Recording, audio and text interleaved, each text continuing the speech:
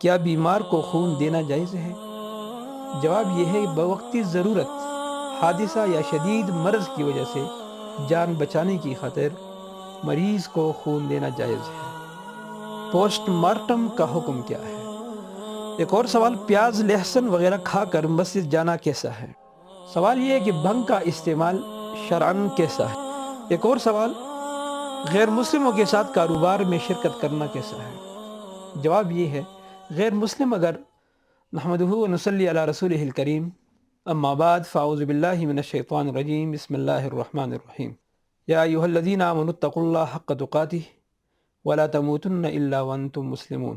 آج کے اس نشست میں بعض ساتھیوں نے سوالات بھیجے ہیں، ترتیب وار ان کے جوابات دیں گے۔ پہلا سوال یہ ہے، کیا بیمار کو خون دینا جائز ہے؟ جواب یہ ہے کہ بوقتی ضرورت، حادثہ یا شدید مرض کی وجہ سے جان بچانے کی خاطر مریض کو خون دینا جائز ہے۔ دوسرا سوال، پوسٹ مارٹم کا حکم کیا ہے؟ تو جواب یہ ہے کہ جس طرح زندہ انسان کا احترام مسلم ہے، اسی طرح موت کے بعد بھی انسان کا احترام لازم ہے۔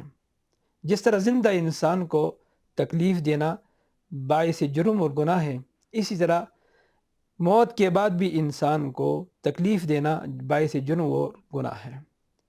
تاہم فقہاء اکرام رحمہ اللہ نے تصریح کی ہے کہ موت کے بعد انسان کی اعضاء کی قطع و برید کو انہوں نے ایک قبیح اور ناجائز عمل کہا ہے۔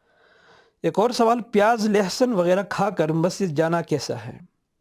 جواب یہ ہے کہ پیاز لہسن وغیرہ کھانا فی نفسہ ہی جائز ہے، البتہ مساجد اور بعض ایسی مجالس جہاں پر خلق خدا کو تکلیف پہنچنے کا خدشہ ہو تو وہاں کھا کر جانا جائز نہیں۔ سوال یہ ہے کہ بھنگ کا استعمال شرعاً کیسا ہے؟ جواب یہ ہے کہ بھنگ کا استعمال چونکہ منشیات ہی کی ایک قسم ہے تو شرعاً اس کا استعمال ممنوع ہے، تاہم ایک طبیب کے مشورے کے مطابق بوقتی ضرورت اس کا استعمال کرنا جائز ہے۔ ایک اور سوال، غیر مسلموں کے ساتھ کاروبار میں شرکت کرنا کیسا ہے؟ جواب یہ ہے، غیر مسلم اگر کاروبار سود اور اسی طرح خنزیری وغیرہ کا کاروبار کرتے رہتے ہیں تو ایسی صورت میں غیر مسلموں کے ساتھ کاروبار میں شرکت جائز نہیں۔ ہاں البتہ اگر وہ لوگ ان چیزوں سے اجتناب کرتے ہیں، یعنی خنزیر اور سود وغیرہ کے کاروبار وغیرہ سے اجتناب کرتے ہیں، تو ایسی صورت میں مسلمان ان کے ساتھ شرکت کر سکتا ہے۔ سوال یہ ہے، نابالغ اگر صاحب نصاب ہو جائے تو کیا اس کے مال پر زکوٰۃ واجب ہے یا نہیں؟ جواب یہ ہے کہ نابالغ اگرچہ صاحب نصاب ہو جائے تو اس کے مال کے اوپر زکوٰۃ واجب نہیں۔ ایک اور سوال، ننگے سر نماز پڑھنا جائز ہے یا نہیں؟